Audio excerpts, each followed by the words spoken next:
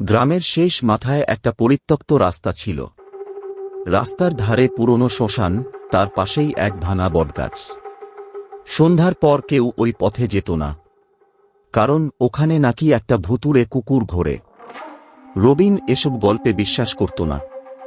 একদিন রাত 10টার দিকে সে ওই রাস্তা দিয়েই বাড়ি ফিরছিল। হঠাৎ টক টক টক পিছনে নখের শব্দ। সে ঘুরে তাকাতেই দেখে একটা বিশাল কালো কুকুর। চোখ দুটো জ্বলজ্বল করছে, যেন আগুন। শরীরটা অদ্ভুতভাবে মাটিতে ছোঁয় না। রবিন হাঁটা বাড়াল, কুকুরটাও বাড়াল। দৌড় দিল রবিন। কুকুরটা আর দৌড়ায় না, হাওয়ার মতো ভেসে আসে সামনে। হঠাৎ কুকুরটা মুখ খুলল, কিন্তু ঘেউ ঘেউ নয়, একটা ভারী মানুষের গলা। ফিরে যা, নইলে এখানেই থেকে যাবি।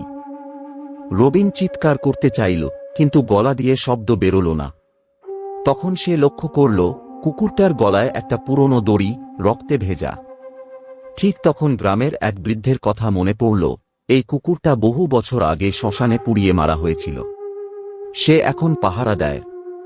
যে রাতে একা যায় তাকে আর ছাড়ে না। রবিন চোখ বন্ধ করে দৌড়াতে লাগল। পরদিন সকালে গ্রামের লোকেরা রাস্তায় রবিনের জুতো পেল, কিন্তু রবিনকে আর কখনো পাওয়া যায়নি। আর আজও নাকি রাতে ওই রাস্তায় গেলে শোনা যায় টক টক টক। আর একটা গলা ফিসফিস করে বলে, এবার তুই।